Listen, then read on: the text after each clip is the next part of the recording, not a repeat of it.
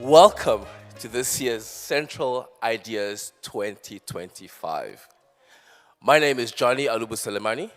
Can I get the music to down a little, dip a little? And I'll be your host for today's day. Right now I feel like dancing. This is what's happening. Okay, we good? All right.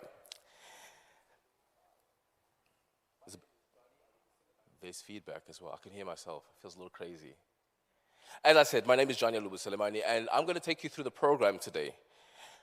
It feels like such a privilege and an honor to be your host in today's Inclusion, Diversity, Equity, and Anti-Racism Summit here in the beautiful city of Central Newfoundland, Gander.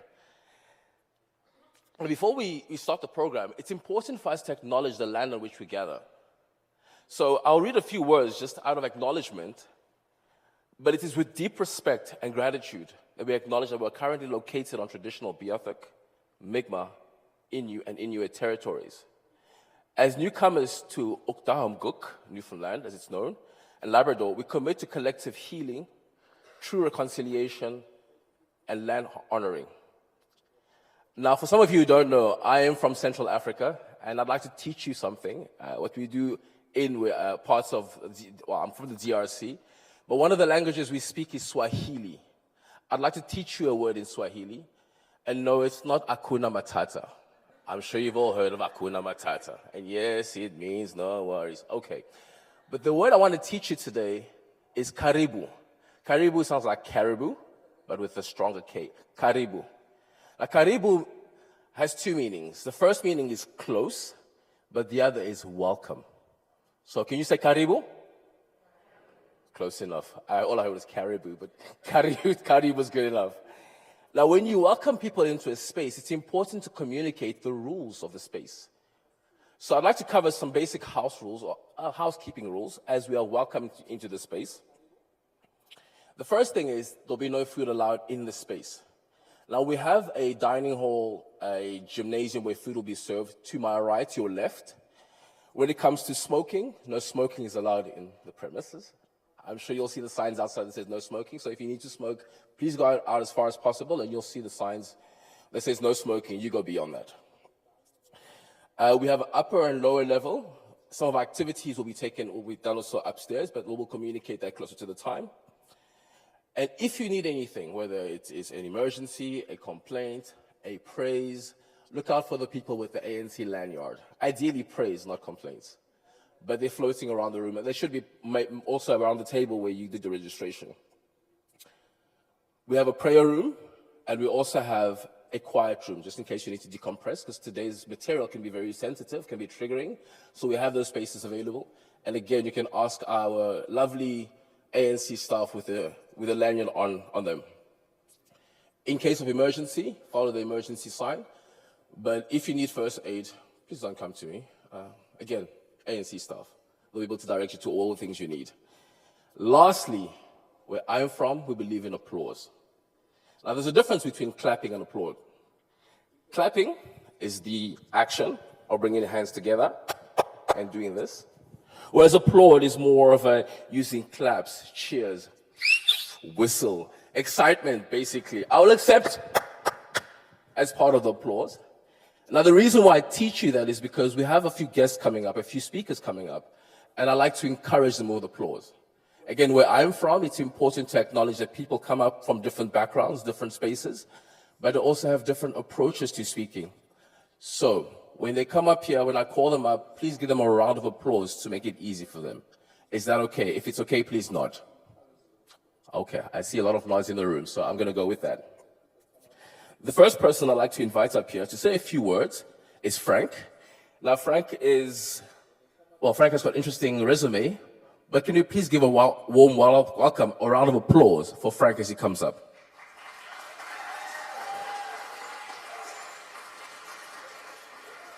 That's the cheer, that's the spirit. Thank you very much. Frank, I'm going to pass over the mic to you.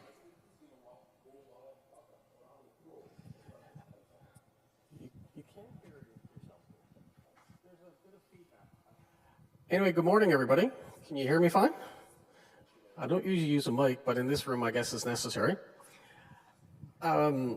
I think I'll move a little way. There's a bit of a feedback loop. Anyway, I guess as just Johnny mentioned, my name is Francis Scared. I'm a Mi'kmaq man. I've lived here in Gander for about over 30 years. And I guess born and raised in the Bay of Islands, just outside of Corner Brook, another Mi'kmaq community. And I guess I would just like to welcome everybody to the unceded traditional territory of the Mi'kmaq. To have this conference here, the title is here, it is refreshing. Because I think as Mi'kmaq people, as Indigenous people, we probably have more synergy with organizations like this organization. How can I put it? Like, a lot of times we feel like we're in the wilderness, but when you're in these environments, you feel like you're really not in the wilderness. You just haven't really found all your contacts. I'd like to highlight the fact of a couple little things. Gander is a very multicultural town, which no doubt the mayor will speak to. It has a history of welcoming new Canadians. It also has a history, I guess, when it was formed, there were Mi'kmaq communities of places like Glenwood, places like Benton, places like Gambo around it.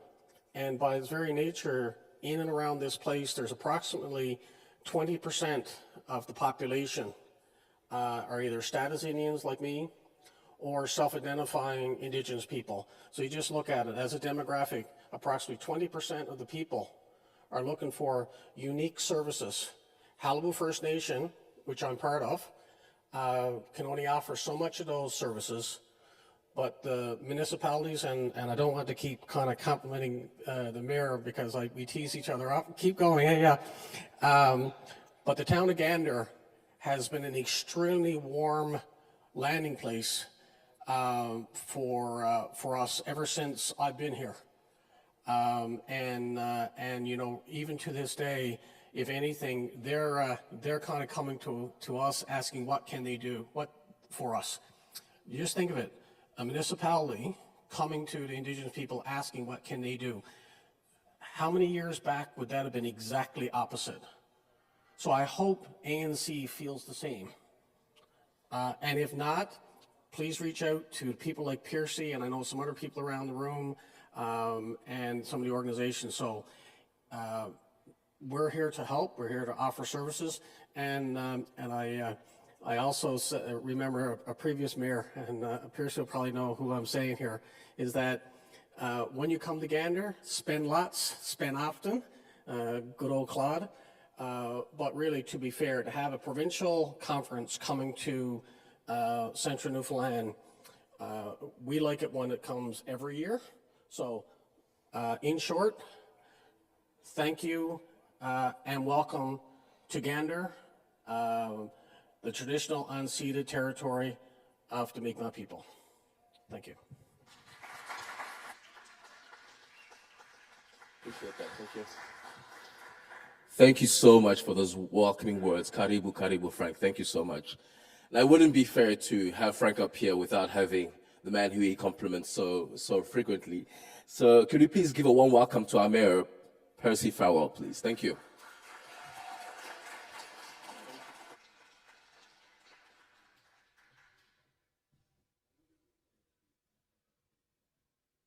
Thanks, Sammy. Thanks, Frank. Your check is in the mail. Paid him good money to say all those nice things. But seriously, though, it is a pleasure to be able to welcome all of you here, Karibu, to welcome you all here to this inaugural event, which we too hope would become a sustaining event that would be hosted, preferably in a place like this. We do appreciate any visitors coming and holding events here. Because, you know, there's an economic impact of that, of course, and that's important to our community, important to the businesses in our community. We do appreciate that from that perspective. But most importantly, I mean, this group is very near and dear to us. We work closely with the ANC here in Gander. As Frank said, we are a pretty diverse, increasingly diverse community, going right back to our origins. Gander was initially an airport that a town grew around, and we were an airport because an airport was placed here because we were on great circle routes that anybody transiting between North America and Europe would have to fly over our heads and ultimately stop here. And the early settlers in Gander were initially people building the airport, and then people who worked for airlines from around the world who were stationed here in Gander to support the aviation sector here. So we've always been a relatively diverse community in that sense. And in recent years, we're increasingly diverse. We are welcoming large populations from many different countries and cultures. And of course, we are, as Frank is testament to, we are sharing this space with the indigenous peoples who were here long before us as well. So we are a very diverse community, increasingly diverse. We see the value in that from so many perspectives. We certainly support the themes of this gathering, the promotion of diversity, equity, inclusion, and anti-racism. These are things that are very near and dear to our community as well. I like to say that the only thing we don't tolerate in Gander is intolerance. And we do feel strongly about that. We recognize the value of all peoples and the texture that having multiple cultures in our community adds to the cultural vibe in the community. We recognize the economic benefit of the workforce that is drawn from outside of this country that is absolutely essential to us continuing to be a growing community as we are. In the Newfoundland context. So we really appreciate that. We certainly welcome you all here. We appreciate those that provide services to newcomers like the ANC, and we support those efforts wherever we can. In that light, I do have a check here today too as a sponsorship of part of this event as well that I'd be happy to present to somebody. Anybody that'll come up and take it. It is signed. It's good. But I think it is. Oh yes, this guy wants a check. There you go. You're more than welcome. We're happy to welcome you here, and hope you have very enjoyable and productive sessions here, and that you will come again frequently. And any of you that aren't from here that might look around and think it might be a nice place to live, we'd encourage that as well. So thanks for being here, everybody, and enjoy the day. Thank you, Mr. Mayor. I really appreciate that. When he reached out into his pocket for a check, I almost started running forward, and then I was pushed back by the person who I will be introducing to grab that check. So I'm glad that he beat me to it, but thank you so much for your contribution and your welcoming words. Really, really appreciate that. Now, today's theme, culture at work, celebrating differences, building belonging, reminds us that our workplaces and our communities are stronger when we embrace diversity, share our stories, and build spaces where everyone feels like they belong. On behalf of the Association of New Canadians, we're so glad to see such an inspiring mix within the audience, from business leaders, government representatives, community partners, students, newcomers, who have gathered all here today, under the united goal that making Newfoundland and Labrador a more inclusive place for everyone. At this time, I'd like to take a moment to just give a shout out to all our sponsors, including what was just done just now. So can we give a warm round of applause to all our sponsors who contributed to making this possible?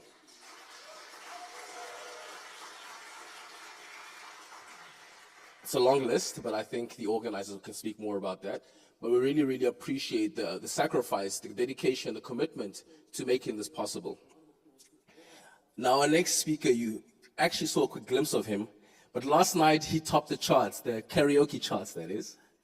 Last night he serenaded us with his rendition of Sweet Carolina. And I can tell you when he grabbed the mic, he bellowed out, everybody started dancing, enjoying Sweet Carolina. I was like, okay, this man is clearly able to do the things. So, to welcome the Senior Director of A&T's Programming, could you please give a warm round of applause to Jim Murphy?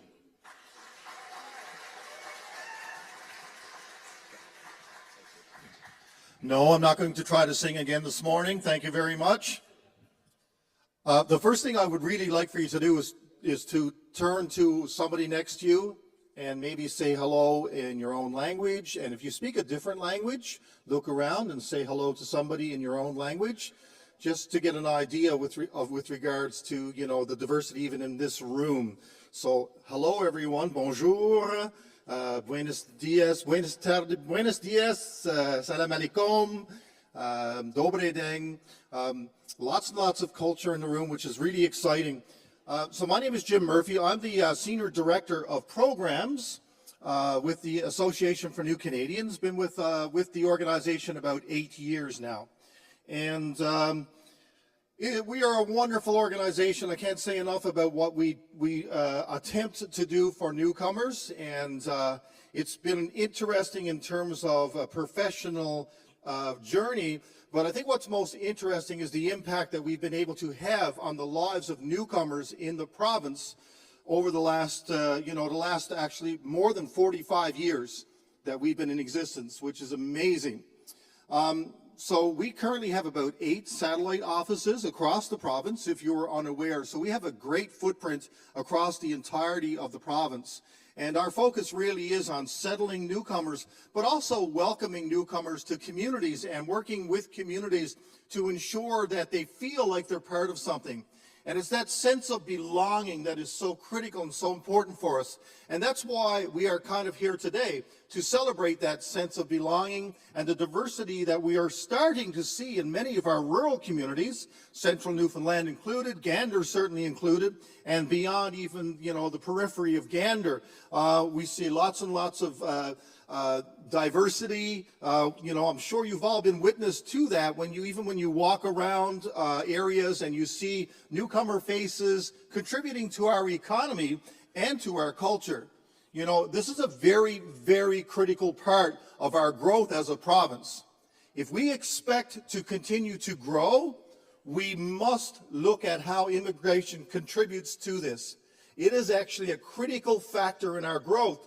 Many people don't realize that our population here in this province is on a severe decline, and we are aging. Just look at me, for example. I'm end of career. I want to have other people come and do the work that I do, but we actually have a shortage of labor in all areas. And so immigration is part of the solution for this, and we really must be cognizant of this as we continue to grow as a province. Actually, there are many studies across Canada that will allude to the same thing. We are not alone in this. But I will say to you that the province of Newfoundland and Labrador is actually leading in terms of the highest average age in the country, okay? And actually smallest birth rates as well. We continue to lead. Probably not a good place to be leading, by the way. So immigration is a critical factor for us in terms of this. Anyway, back to the speech. We're here today to build stronger communities. So on behalf of the Association for New Canadians, I really want to welcome you all here, because it starts here. It starts with your interest. It starts with your desire to want to feel part of something in terms of the integration and the welcoming of newcomers to our communities. And for that, we are thankful. I hope you have a superb conference. Please, if there's somebody that you don't know in your small groups, walk up and introduce yourselves. You all have something in common. You're here because you have interest. You're here because you can see some of the future, some of what's going to happen as we continue to grow as a province. So I hope you have an excellent conference. Feel free to walk up and have a chat with me if you have a brilliant idea that's burning or a question that's burning, and there's some way that we can help to grow our supports as the Association for New Canadians. Thank you very much, everybody. Have a great conference. Thank you very much, Jim. Really appreciate that. As said, newcomers, the tapestry of Newfoundland is changing. We see it as we walk through these streets, as we drive through these streets. We see that there are new faces, new cultures, new ways of doing things, and that, for me, excites me. Now, the next person on our program is Dr. Khalid Hariri. Now, Dr. Khalid, who is someone who embodies inclusion and empowerment in action. He's the Director of Employment Services with the Association of New Canadians. Dr.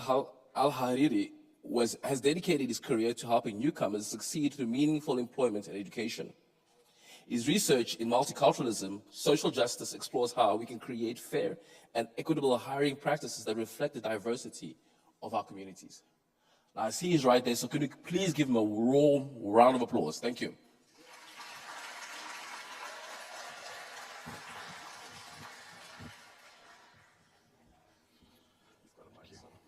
Thanks. Yeah. Well, good morning, everybody. Okay, now I understand what Frank was saying because I can hear the echo from the back. I think you didn't leave anything for me to say because we're all on the same page in what I'm going to talk about, and this is about building culture at work that welcomes newcomers and makes them part of the workplace. Now, this is a very big topic, and that's why I was thinking, like, what is the question that I'm getting most from the employers that I'm working with? And really, let me tell you something, and I was talking to the mayor in the morning about this, and I always say that you guys in Newfoundland and Labrador, you make our life easy here as newcomers because you already have the kindness that we need as newcomers. You already have the smiles, the hikes that we were talking about in the morning. And like when you see somebody and then says to you, "Good morning, my love." I'm like, "Me? Oh, okay. Good morning. I don't know. Okay, that's good." So that's what I'm going to talk about. And where I came from Syria. And back in Syria, we had so many tourists. And I brought this up because, I speak English as a second language. It's not my first language. So like for you, you have to interpret my English first, and then you have to interpret to ASL language. So good luck with this. So back in Syria, we had some tourists, and we didn't speak English at all. English was a foreign language to us. So just a few people could speak English. And when we saw tourists, we used to shout in Arabic to them, thinking that maybe they don't understand, they don't get the point. So we have to shout, "Do this." But in fact, it's not this. It's the fact that they don't speak Arabic and they don't understand what we're saying. So sometimes when I work with people who come from other places and don't speak English, I have to keep in mind that, yes, this is not a deficiency. It's just like the fact that they need time to understand English. And I said you make life easier for newcomers, but not in language, because you make life so harder when it comes to language. I'm sorry about this. So when I left Syria back in 2004, and I was 3 years old at that time. I wasn't too old, by the way, just saying. When I left Syria, what happened is that I've always been thinking about what makes me miss Syria. What makes me miss Damascus, for example, where I was born and raised. And it's the fact that I have stories. I have adventures back in Syria. I have friends. I have extended family. So when I reflect here in my work at the ANC, and I work with all the newcomers, I think of like, what can make these newcomers feel home, and what can make them feel that they are welcome and that they are part of this community. And it's the memories that we build. Sometimes I hear people say, well, people come here to Newfoundland because of the nature. And yes, nature is beautiful, I can't say no, but what makes me, as a person who moved from place to place in my, over the past 20 years, is the fact that I love Newfoundland because I love the people that I met in Newfoundland. I made friends that feel like family to me. So I came here to study at Memorial University, and I remember all over these years, there have been people who would text me when I'm sick and check on me, or say to me like, "Do you want some soup because like you're not feeling well?" So these connections are what made me feel like this is home for me. Maybe this is not, I don't know, a big city or not like, the ideal place, but no, it's the ideal place because of the people that surrounded me in my journey here in Newfoundland and Labrador. So after I built these connections, I started to feel that, okay, now I can enjoy the nature. Now I can enjoy the places. Now I can enjoy a walk in downtown St. John's, or I can enjoy a trip to Gander, or I can enjoy, when I went to Labrador, I still feel like, oh, I made some memories in Labrador because even the people I met there were really nice to me. And yesterday I was talking to Dr. Tony Fang, and he said, you know that in Newfoundland and Labrador, we have the highest rate of sense of belonging. And I was like, not surprised, because that's who you are. That's who Newfoundlanders and Labradorians are. So after I came here, like a few months, I started working with the Association for New Canadians, and with some background with employment in the United Arab Emirates. I was working with female high school graduates to find them, to train them and then find them employment. So I moved from the language school at the Association for New Canadians to employment services. So how I look at it is two ways. So there is a need for employers. There are businesses that are struggling to find staff. And then I have excellent newcomers who have the potential, they have the skills, they have the want to do something and to grow into something here in the province. So I feel that with what I started with today, the fact that Newfoundlanders and Labradorians are easy to build relationships with, and then I have newcomers who want to build those relationships, I feel that my job is easy and it's doable. Now, question for you. Please raise your hand if you have ever hired a newcomer, or if you work with a newcomer in your workplace. Excellent. And please raise your hand if you believe that labor shortage is a concern of your business or of the business that you're working in. So we are all on the same page. We all have the same concerns. Now, why does this matter? As Jim said now, Newfoundland and Labrador is the first province in Canada where over 25% of residents are aged 65 of age and more. And we spoke to some municipalities here in central Newfoundland a couple of years ago, and they said that the average age in our municipalities is 65 years. So we need people to come and work and do the job with us and live with us. As of July 1st, 2025, so like just a couple months ago, 25.2% of Newfoundland and Labrador's population is 65%, compared to 19.5% nationally. And we have here in Newfoundland and Labrador the highest median age of 47.8 years. And this is increasing. So if we look at the data from 2014, it was the percentage of age 65 plus was 17.6, it became 18.2, then 19.7, then 20.5. So that's increasing.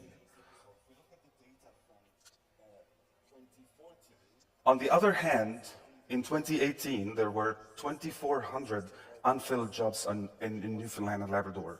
And the reasons were retirement. We have many people who are above the age of 65 in the province. We have lower birth rates. And we have out-migration because our young kids are leaving the province to go to work in other provinces. So that's one piece. And then we have some newcomers who choose to leave the province and go to other provinces.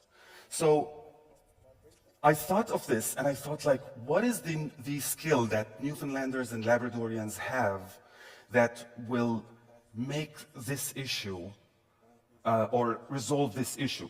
So we have one skill, we have many skills, but we have one main skill that makes Newfoundlanders and Labradorians able to resolve that issue. What do you think that skill is? Any thought? Of course, it's that, Of course, it's that we are welcoming people. So Newfoundlanders and Labradorians are welcoming people. They know how to welcome people. They know how to make people feel home. Now, one of the questions that I got from many employers across the province is that we want to help newcomers and we want to make them feel home. So what can we do? So when I thought of this so many times, I was thinking that, okay, maybe we have to make sure that the businesses are not just friendly, but welcoming. The problem in work is that we are all so busy at work. We're all drowning in work. And sometimes we forget little things that make the difference between friendly and welcoming.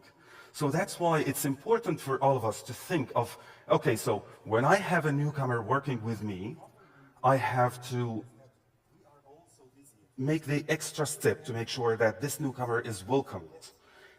It's not just that we say to them, "Good morning, honey." No, we have to do the next step for this. So some of the comparisons that I found online between being welcoming and being friendly are these. So being welcoming is more of a proactive approach. So I don't wait for something to happen to show my kindness, but I take this step to make sure that the person is included and that the person is welcome. The other one is that it makes people feel comfortable and at ease. So in my workplace, for example, I feel welcoming and at ease, or I feel comfortable and at ease because I don't see, and this goes back to the idea of being in Newfoundland and Labrador, I don't feel that there is a distance between me and any person who is local. I feel that they are concerned about my health or about my well-being. So I'll go back to the idea that I came here to study, and I remember when I graduated from MUN, I had all these like texts and messages from my colleagues at work, locals or newcomers, of course. And you know what? I'm thousands of kilometers away from my family, and it felt so good for me to see all these warm messages in my inbox. And I was so happy to say, well, I didn't expect X to text me and tell me congratulations, and it wasn't just congratulations, it was emails filled with so many warm words that made me so happy that night. I can't delete these messages because I always go back to them. So by doing a simple thing like these messages, I felt the sense of belonging in my workplace. The other thing is welcoming creates a sense of belonging, but friendly creates a sense of camaraderie. Of course, you know it, it's up there. I don't know if I said it right. But anyways, the idea is that I don't want to just feel that we're buddies at work and that's it, and then move on. The idea is that I want to feel that I am part of this community. It's not like we are the newcomers standing here and then the locals standing here. No, no, no. We're one team. We're one hand in whatever we do. And then being welcoming is demonstrated through actions, such as greeting someone warmly and offering assistance. So asking, do you need any help? Because sometimes, and I remember I heard this from one of the employers here in Newfoundland and Labrador, and they said, we noticed that this person who comes from X country sits silent in these meetings. And yes, because that's the culture in that country. The culture is that if you are not asked the question, you don't talk. And that's not wrong, that's different. And we have to always think of what's wrong and what's different. So slowly they learned that, okay, so when we finish the meeting, and you know Newfoundlanders and Labradorians, they like to talk and they like to express and they like to take part in the conversations. So they learned that every time in a meeting, when we are about to finish the meeting, we go back to the person, or like not when we finish, but almost like in the middle of that, we go to the person and say, what do you think? Do you have any ideas that you'd like to share with us? So maybe a little bit of change in the way we deal with things can make a lot of difference. And then that person was happy to contribute to the conversations. While being friendly is just like smiling, engaging in small talk. How is the weather? The weather is fine. Okay, we know the weather is fine. But being welcoming is more about like, so how are things going? And I remember like many of the like there's so many stories that I can tell you about employers in Newfoundland and Labrador who like took the extra steps to make sure that these newcomers are feeling home. So just a quick example, I remember a person who came here by himself and the employer said to him, well, you don't have anywhere to stay now because you just arrived, so I'll give you my basement. And then the employer went on Facebook and looked for some, you know, like beddings and some, you know, like small items for the basement, and hosted the person for a couple of days in his own basement. Now, what happened is that this person will keep in his mind that I got this service from my employer, I'll keep it here. It's not gonna go. So that's why even when he leaves that job, he will miss it. He will miss working with that person. Now, what does welcoming really mean? So communication is intentional. It's not accidental. So it's not just like I saw, so that's my colleague Bizou over here. She's our rock star, of course, in our division. So I don't just see Bizou and say, good morning, because I saw her. No, I sometimes check in with her because sometimes, like I said to you, maybe the culture is different. Maybe the culture is that if I am in a problem, I don't go to my boss or to my colleague to talk about the problem. So sometimes I have to make sure, I have to do these check-ins to make sure that Bizou's doing fine, she's doing well. I'm sorry, I'm picking on you now, Bizou. But you know, taking that extra step is really important, so it's intentional. And acceptance and patience allow newcomers to learn the system because, you know, when we come here, there are things that look different from the workplaces that we are used to. So, for example, back home, it was fine to be a few minutes late to meetings. But here, I can't be late to meetings, right? Like, that's not the norm. Back home, I have to call my boss and like some other people Mr. X. But here I call my boss by his name or her name or their name. So it takes time for us to learn the system and to understand that we don't have to be very formal in our emails, for example, because that might mean something to the local person. Clarity of expectation is the norm, not reading between the lines. So this means that, you know, I as a newcomer, maybe I don't understand what the message you are trying to give to me. So setting up clear expectations in the workplace is really important. And it's also nice to see newcomers in your businesses represented in like posters that you have, or maybe sitting on committees, or feeling that they are going to grow into something else. So I feel that I'm a good example of this because when I entered the Association for New Canadians, I came in as a teacher, a language teacher for a small project. Then I was called to sub in the language school. And then I became a full-time ESL teacher. And then I moved to manager, and then senior manager, and then director. So I was thinking at some point when I applied for the first manager job, I was thinking like, if I don't get it, it means I don't have any opportunity for growth in this job. And it means that this job is going to be temporary for me, and I'm going to move to another place to find my growth opportunity. But I got that opportunity, and that's why I have been working with the association since I came here to Newfoundland and Labrador. Because I can see where I'm going in my career, and I see that I'm learning, I'm growing, I'm one of the team. I'm like, the team doesn't distinguish between anybody who comes from Newfoundland and Labrador, or from Syria, or China, or Africa, or anywhere. We're one team, we're all the same.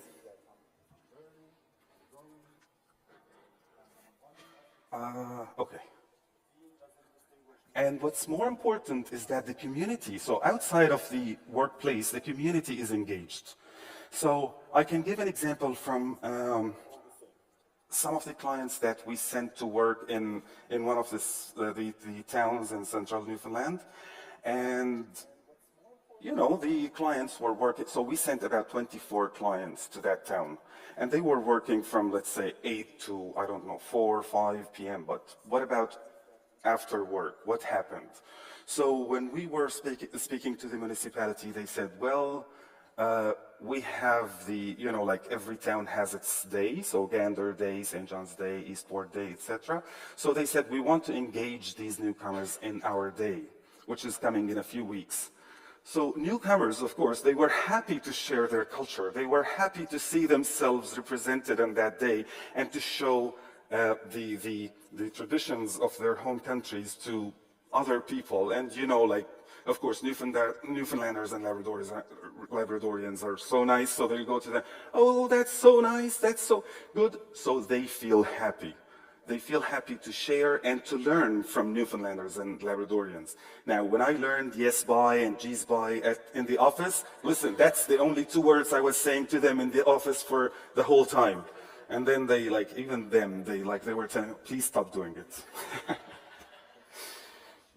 But the idea is that the community, again, is really important. I can't forget, and this, so when I came in 2018, there was like a day with lots of snow, and I can't forget that one of my friends, classmates at Mon, who was local, also from St. John's, she asked me if she can drop me home because it was snowing.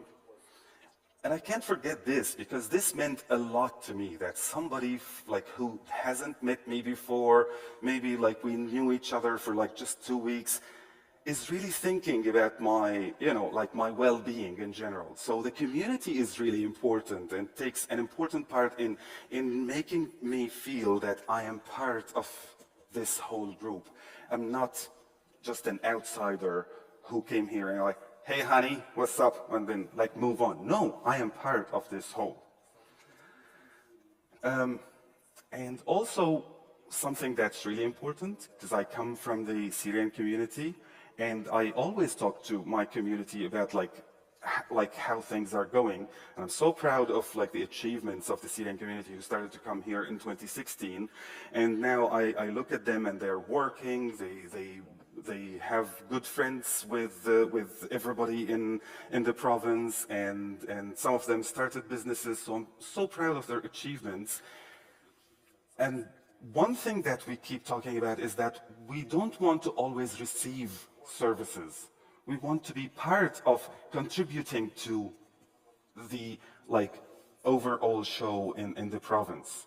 So that's why one of the Syrians who started a business, barbershop, was telling me, okay, so I think it will be a good idea to hire somebody from a local person here, because like for me, I'll learn what kind of haircuts the locals like to have.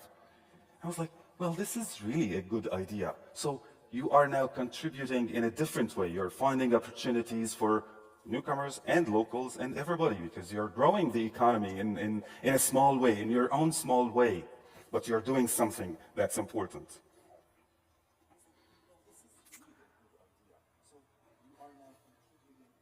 Okay, so the clicker is not, oh, it's working now. Oh, now, too much. Okay. So, how do I know that this is working? How do I know that being welcoming is actually working? It's when I say I am part of this. I'm not just an addition to this. I am part of what's going on. And now I look at myself, I reflected myself, and I reflected, and like I allow myself to also like maybe talk about Bizou here, my colleague, and we feel that we are part of the decision at the association. We're part of the decision in our work. So I sometimes go back to my boss, who's sitting in the back, Mr. Jim Murphy, and I say, well, what do you think? He said, no, that's, you have to decide. So I'm part of the decision, and that's why I feel like, okay, since I'm part of the decision, it means I am part of things here, and it's my responsibility to make sure that it is going to be successful. I'm not just coming here to add something, to just perform simple tasks and go, but I am part of the success or failure if I fail. So that's why I'm accountable, and I feel that I have to take care when I decide what I want to do. And this is like being a welcoming community is a retention strategy. It's not just something that is an addition or nice to have. It's part of the retention. And I am an example of this. I stayed because I felt that welcome. I stayed because I felt that I am part of the whole. So my own table to differentiate between being friendly and being welcoming is this. Being friendly is about individual attitude, individual instances. So like one time I see you on a hike, I say good morning, love, and I move on. Or maybe like, I don't know, I know you, I see you in Walmart, I say like a few words about the weather and I move on. But being welcoming is about the mindset. It's about like, do we really want to have newcomers taking part in what we are doing? Do we really want them to contribute to our, not just economy, but the culture? So it's about the mindset and about the policy that we create. Being friendly is, like I said, it's just like one time of kindness, but being welcoming is something that's built as a relationship. And I have examples sitting here of people who I met maybe like a few years ago, and I still feel that we have a strong relationship. I can go to them and tell them about my concerns, and I can like, you know, share stories with them, and I feel very comfortable, like sometimes professional, sometimes personal, etc.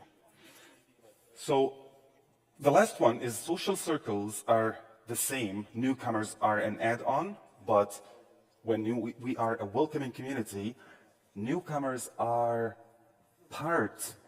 they are an integral part of the community. Now let's practice. Which one looks friendly and which one looks welcoming? So if I say to you, if you need anything, please let me know. That's very friendly. But to be welcoming is to say, here is what we can do together. So together, we can do things. So in this way, I feel, as a newcomer, I feel that, okay, so it's about both of us. It's not just about you helping me to do something, or if I have a question, I come to you. Another one, we value your difference. So the difference is valuable. And I said to you, and like, my research was about language and how like sometimes like different ways of pronouncing or producing language might be looked at as a deficiency, but it's just about being different. But if I say, we don't mind your difference, that's fine, that's not really welcoming. So what can we do, practically speaking? In a job ad, we have to think about local experience vs. experience. And I know that there is lots of focus on local experience. But this means, when I say that I want local experience, it means I'm eliminating all the history and experience that you came with. So I'm thinking of, for example, carpenters that I know or plumbers that I know, and they have so many years of experience back in their homes, but when they came here, you know, they were asked about if they have local experience. And I understand that local experience is important because there is the code and there is like all these like little things, but you're getting somebody who has hands-on experience, and teaching them the code would be like just a little tiny step, different from like, you know, if you hire somebody who doesn't have any background. Also, in the job ads, it's good to use simple, clear language, because not all of us speak English the same, level. And also something else that I always see in job ads, it's all the abbreviations and all the acronyms and all these that English likes. I would go with something like this. I would go with spelling out the words so that newcomers can read and understand these ads. So instead of saying HVAC, maybe you can say heating, ventilation, and air conditioning. This makes it easier for the newcomer to know, oh, okay, so I can do air conditioning, I'll apply for this job. Also, say if you accept other styles of resumes, because in employment services at the Association for New Canadians, we get all kinds of resumes. Some people like to have their photos on the resume. Some people may have their exact address on the resume. That some people say, like in my country, it was common to say your marital status on the resume. I don't understand why, but this is how it was. So what happens is that sometimes when employers look at these resumes and they don't look like the resumes that they are used to looking at, maybe they'll say, well, maybe not a good fit, let's skip. But it's good to say, if you accept international resumes, to say that, or if you don't accept them, so that the newcomer can see that, okay, I have to look up what a local resume looks like.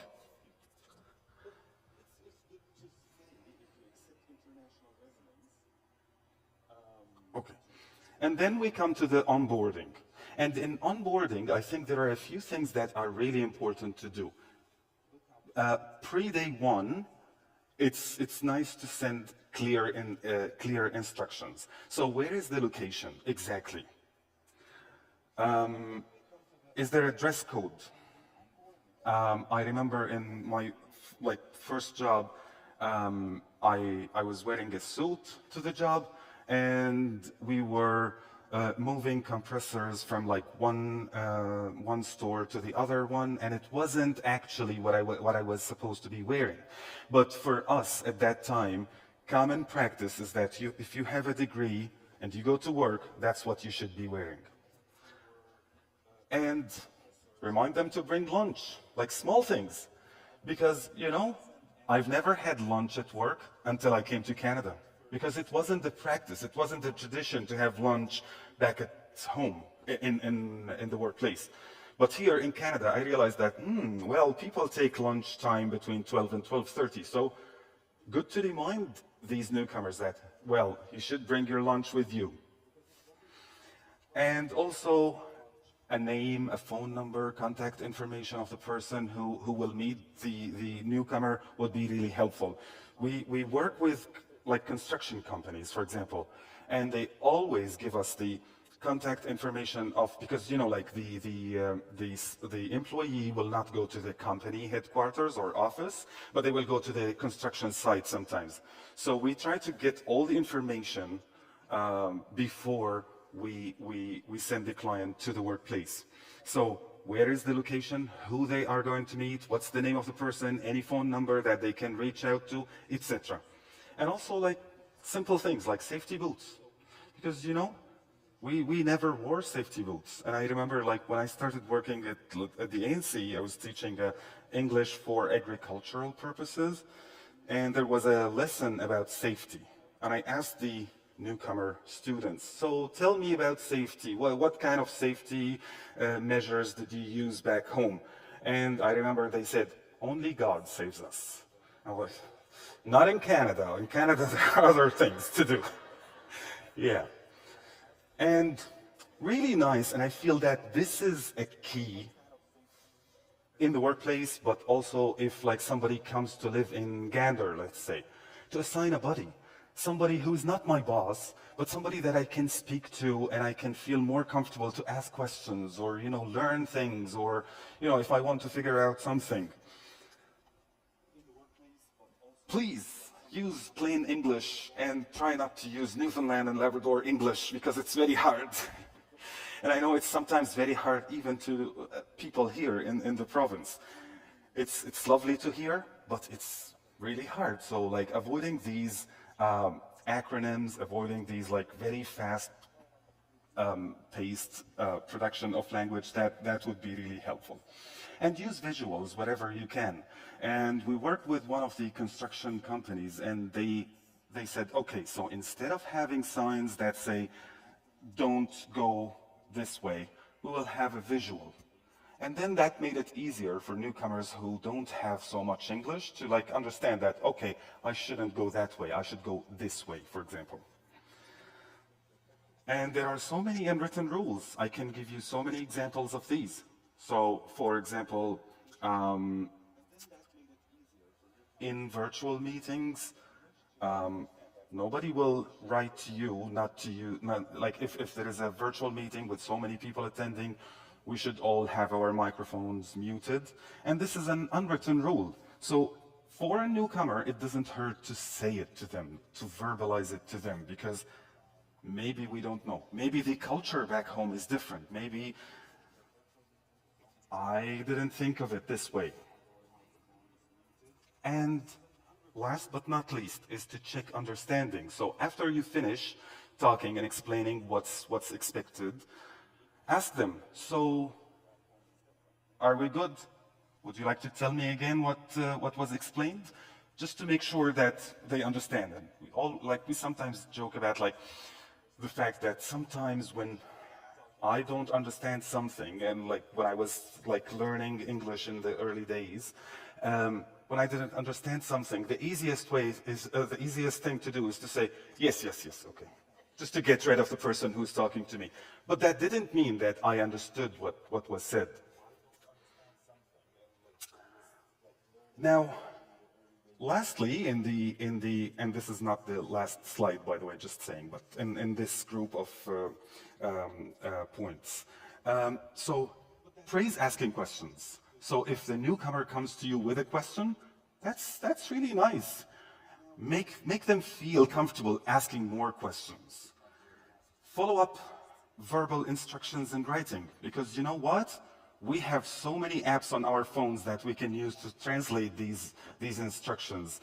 Sometimes if I don't, maybe like my language is so good, but I don't understand everything in English. So having something written will help me go and translate on Google Translate or other apps that are all over the place now. And respect the cultural and religious differences, because sometimes, you know, maybe my food has a smell that maybe is not suitable for others to smell. So it doesn't hurt, like, you know, in a respectful way to, like, you know, indicate that maybe we can, maybe I can, like, eat outside, or maybe like just tell them, you know what, like I think if you reduce the spice here, or like, you know, just bring it up in a nice way. Feedback is a big thing, because it's nice to have feedback that is specific, not just like you're not proactive. That's not what, so what do you mean? What do you exactly want me to do? But say something like, next time, please email the client if they don't get back to you in a week time. So now I know exactly what is expected from me. So that kind of feedback is specific, to the point, and nice, kind at the end of the day. Again, how do we know that these are working? The same as what we said before. When I feel that I am part of things here, this is one of the best ways to retain people in our communities. And what's the outcome? The outcome is that people stay where they feel they belong. So again, I go back to myself as an example here. And I stayed here in Newfoundland and Labrador because I felt I belonged. I didn't feel like a stranger in Newfoundland and Labrador. The smiles of people, the kinds of friendships that I built, the growth in my career, all these things made me feel like, okay, I belong here. I'm part of life in Newfoundland and Labrador. Welcoming workplaces attract talent, and excellent example is that we sent like 6 or 7 clients to a very small town on the west coast of Newfoundland. And like a few months later, we realized that they were speaking to their cousins in other provinces, and they asked them to come and join them in that very small town. Like, maybe this looks easy now, but when we were trying to convince them to go to that small town, they had so many questions. So, will I find my cultural food? How will I get this? How will I do that? But then, after a few months of staying there, and that was in 2023, and they are still there with their cousins who came from other provinces, we feel that this was a real success for us, because the word of mouth, their word of mouth to their cousins, is what brought these cousins to that small town. And of course, when I feel I belong, that boosts my performance, because like I said before, I am part of the success and I'm part of the failure.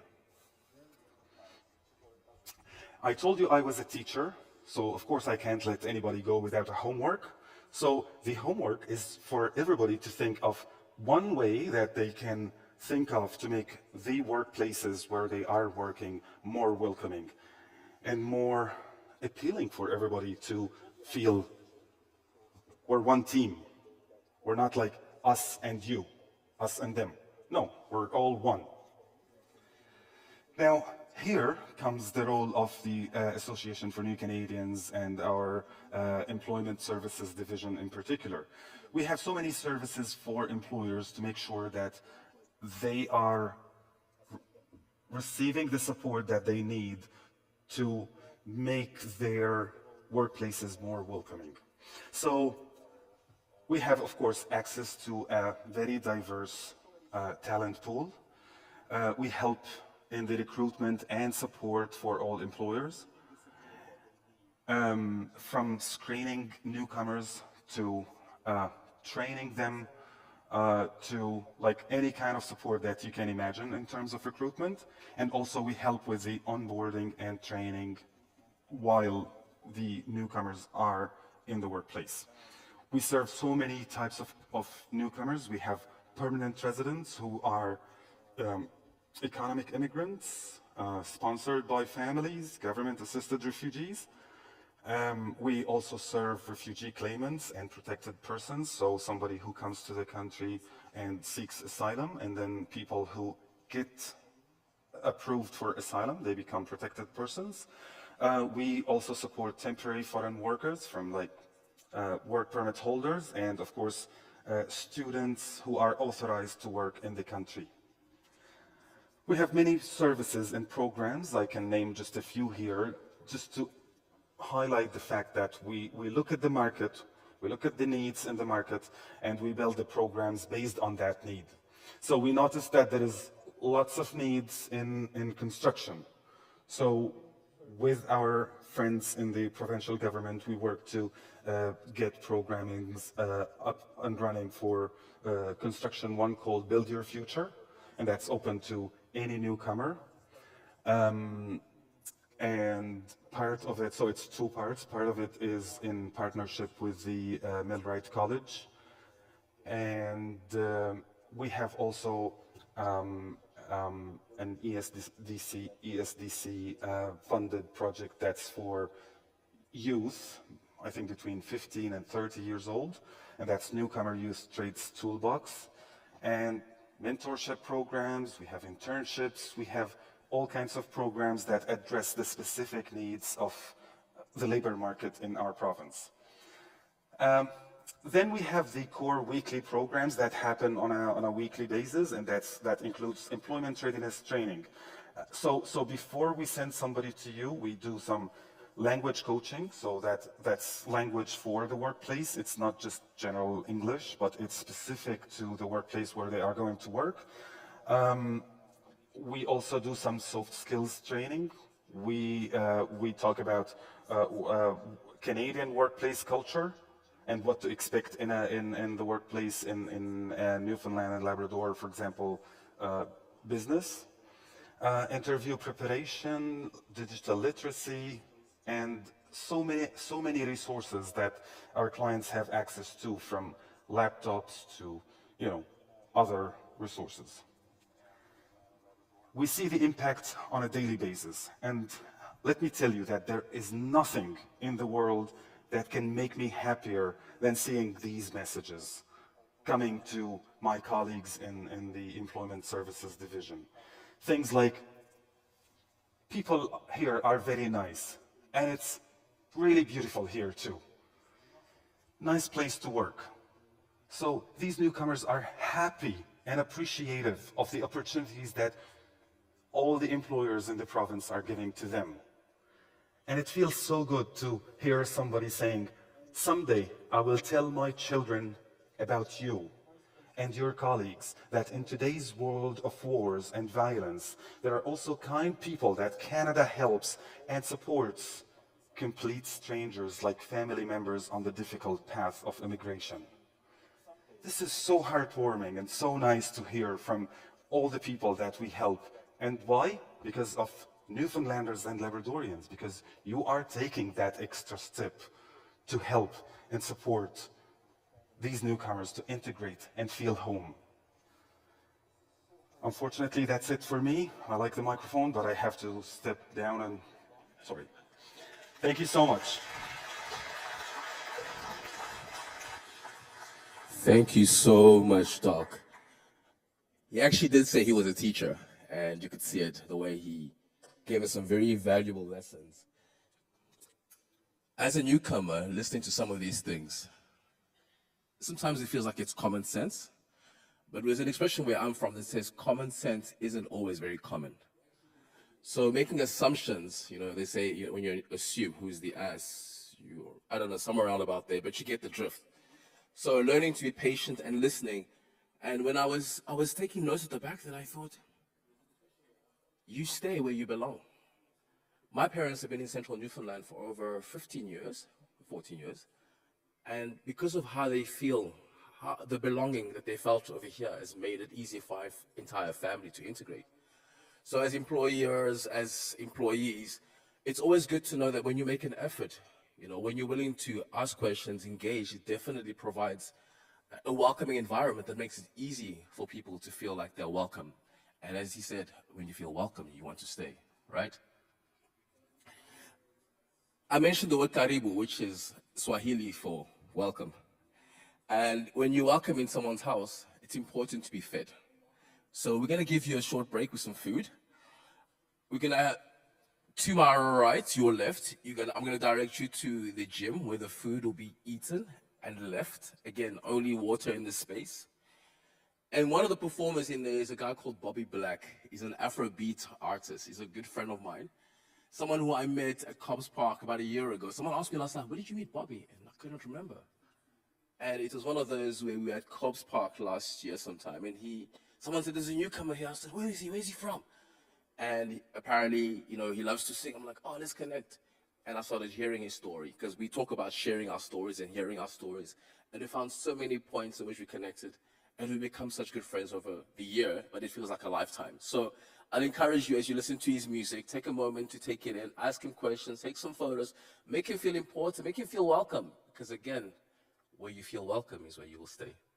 So we'll take a quick break for about 15, 20 minutes. Again, to my right, your left, straight down the corridor, you'll see signs to get some food for culturally appropriate food.